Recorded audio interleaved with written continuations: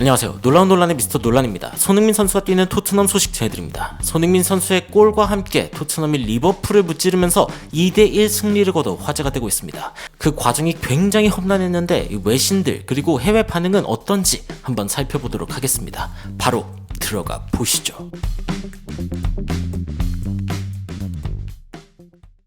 오늘 경기 손흥민 선수는 히샬리송과 함께 출전을 하면서 굉장히 화제가 되었는데 손흥민이 센터에 서고 히샬리송이 윙어로 섰습니다. 그래서 굉장히 인상적이었고 토트넘 팬들도 히샬리송이 왼쪽에서 뛰네? 이런 반응을 보였거든요.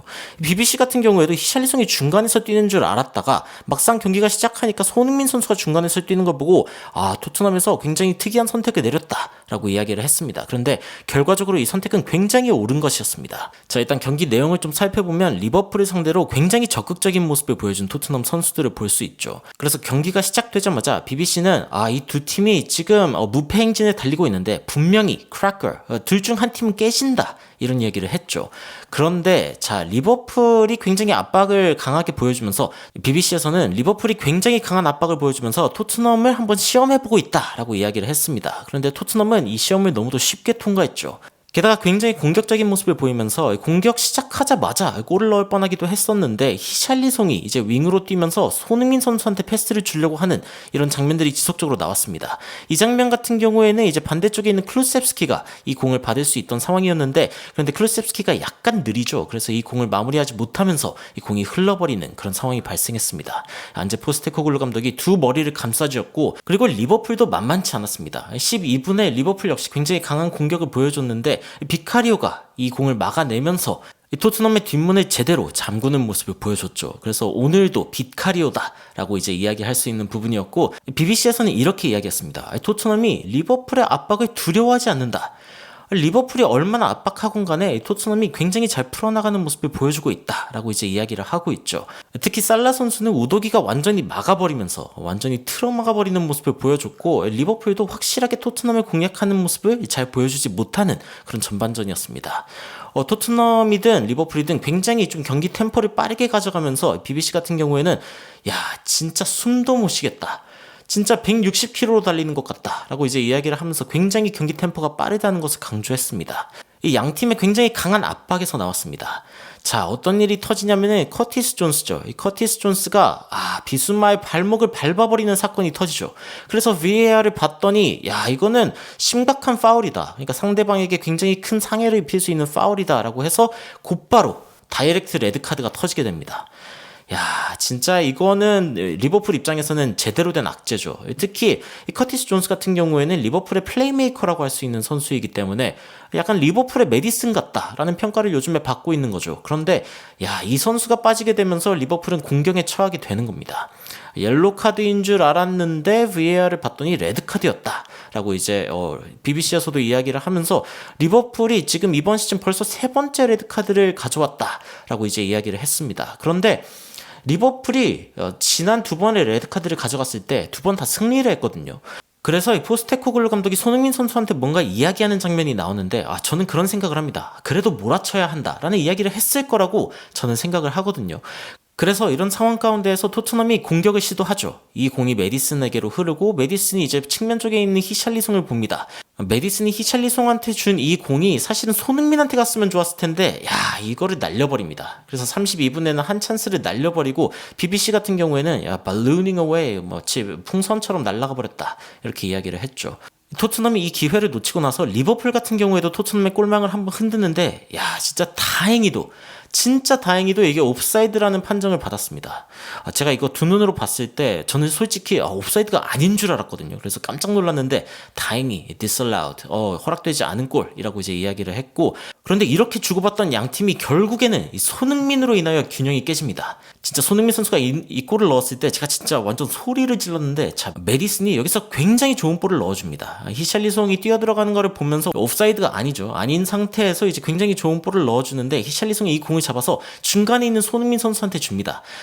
진짜 손흥민 선수의 쇄도 타이밍 남들보다 훨씬 더 좋은 위치에서 딱 서가지고 그대로 공을 원터치로 마무리하는 손흥민 선수 진짜 최고의 골이었고 포스테코글루 감독 역시 이 주먹을 불끈 쥐면서 굉장히 기뻐하는 모습을 보여줬습니다. 진짜 골을 넣고 손흥민 선수가 히샬리송을 데리고 이렇게 뛰는 모습을 보면서 진짜 감격스러웠거든요. BBC도 이제 손흥민 선수의 선제골을 보면서 이렇게 이야기를 합니다. 야, 리버풀이 선제골을 가져간 줄 알았더니 손흥민이 제대로 꽂아 넣었다라고 이야기를 하면서 메디슨이 굉장히 좋은 볼을 넣어줬고 히샬리송을 찾았다라고 이야기를 한 뒤에 손흥민 선수가 심플 피니쉬, 굉장히 간결한 피니쉬를 보여주면서 이 토트넘 캡틴다운 면모를 보여줬다고 이제 이야기를 하는 거죠. 리버풀이 10명으로 뛰는 것에 대해서 꽤 익숙해진 상황이다 라고 이야기를 했는데 히샬리송이 손흥민 선수한테 굉장히 침착하게 패스를 줬다 라고 이야기를 했고 그 전에 메디슨에게도 굉장히 좋은 패스를 줬다라고 이제 강조를 했습니다. 그래서 두 번의 아름다운 패스로 손흥민한테 연결이 됐고 손흥민 선수가 이걸 꽂아 넣으면서 유럽 통산 200호 골을 꽂아 넣었죠. 아, 토트넘 팬들은 야, 진짜 나 손흥민 너무 기쁘다. 진짜 예전에 그 화석과 같은 축구, 공룡 화석 같은 축구, 이제 콘테죠. 지난 시즌에 그 화석 축구에서 진짜 손흥민이 이렇게 지고 있다는 이야기를 들었을 때 굉장히 기분이 안 좋았다. 아, 손흥민 진짜 원터치로 너무 잘 넣는다.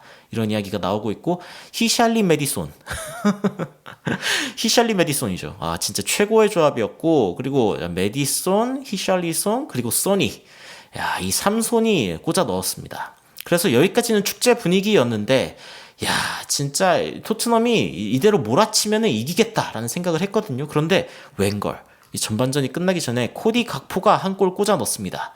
자신을 희생하면서 야, 진짜 리버풀이 이제 최전방까지 올라간 반다이크한테 패스를 주고 반다이크가 이 공을 떨궈 줬는데 이 공이 이제 좀 뒤로 떨어지나 싶었는데 코디 각포가 야, 여기에서 터닝슛을 보여주면서 그대로 골을 마무리한 거거든요. 그러면서 1대1 동점이 됩니다. 야, 이게 이제 골망 흔들었을 때는 아, 그래. 그래도 10명이니까 리버풀이 10명이고 후반전이 남아있으니까 괜찮겠지라고 생각을 했습니다. 이 BBC 같은 경우에는 야, 안제 포스테코글루 감독이 굉장히 화났을 거다라고 이야기를 하면서 그 전에 이제 이 프리킥이 나온 상황, 그러니까 그 리버풀에게 공소유가 넘어간 상황에 대해서 분명히 화를 낼 거라고 이야기를 했거든요. 그런데 제 생각은 좀 다릅니다. 뭐냐면은 전반전에 이제 토트넘이 기세를 잡은 상황이 왔죠.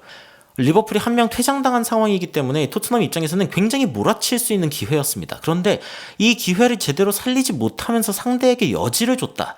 이게 제가 봤을 땐 가장 큰 문제라고 생각을 했거든요.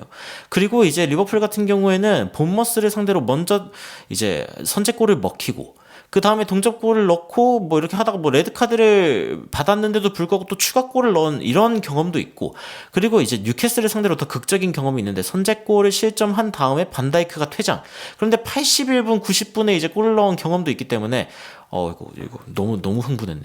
다르윈 누네즈가 이제 두 골 연속을 꽂아 넣으면서 이제 이긴 적도 있기 때문에 리버풀이 지금 뭐 한 명 부족한 거에 대해서 그렇게 막 낙심할 만한 그런 상황까지는 아니라는 거죠. 그래서 리버풀이 10명이고 그리고 한 골 지고 있는 상황. 야, 이거는 버프에 가깝다. 그러니까 더 강해지게 만든다는 거죠, 리버풀을. 그래서 리버풀 같은 경우에는 4-4-1 이렇게 지금 전열을 가다듬으면서 토트넘을 상대할 채비를 합니다. 그래서 이제 긴장을 풀 수 없는 상황이다 라고 이제 이야기를 할 수 있고 후반전 들어서는 이제 토트넘이 한 명 우세하니까 이제 로메로까지 올라와서 공격 작업을 돕는 모습을 보여줍니다. 그래서 이제 메디슨이 굉장히 좋은 슈팅을 하는 장면까지 이어지는데 야, 이게 전반 시작하고 4분 뒤 장면이죠. 알리송 골키퍼가 이 공을 그대로 막아내면서 굉장히 좋은 그런 선방을 보여줬습니다. 월드 클래스 알리송이라고 이제 이야기가 나오고 있는 부분이고 BBC에서 알리송의 선방을 거듭 칭찬하는데 이 뒤에 한 장면 더 있죠. 이 손흥민 선수가 이 체스트로 딱 잡아놓고 가슴으로 잡아놓고 그대로 다이렉트 슈팅을 때렸는데 굉장히 강한 슈팅이고 반응할 틈이 없을 거라 생각했는데 알리송이 이거를 또 막아냅니다. 야, 진짜 이게 딱 5분 뒤 장면이고 BBC가 이제 이 장면을 보면서 이제 손흥민이 슈팅을 하는 장면이죠. 굉장히 가까운데 야, 이거를 막아낸 알리송을 보면서 야, 알리송은 맨 오브 더 매치다. 이 경기에서 지금 가장 좋은 활약을 보여줬다라고 벌써 이야기가 나옵니다.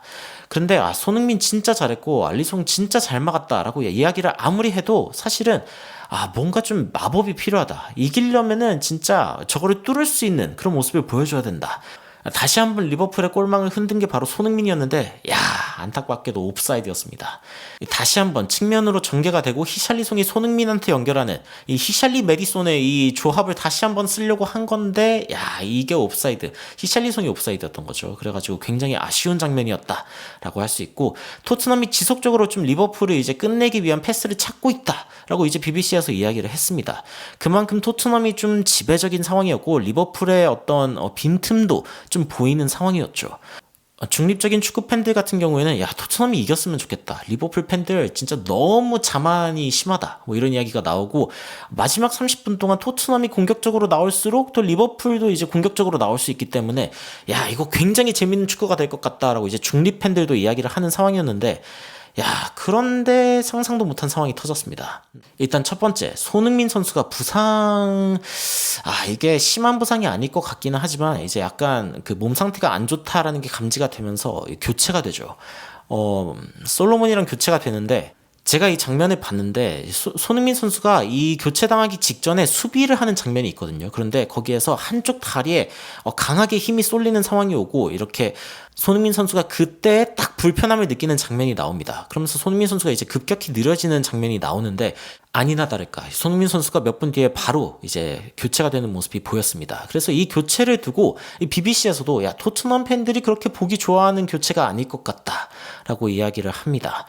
포스테코글루 감독도 이 상황에서 큰일 났다라고 이제 직감을 하죠. 그런데 더 큰일 난 상황이 있습니다. 그게 뭐냐면은 리버풀이 옐로카드 중첩으로 인해서 디오고 조타가 퇴장당하는 상황이 발생하는 겁니다. 야, 이게 왜 안 좋은 상황이라고 제가 생각을 했냐면, 자, 일단 레드카드죠. 레드카드고 리버풀이 이제 9명으로 줄었습니다.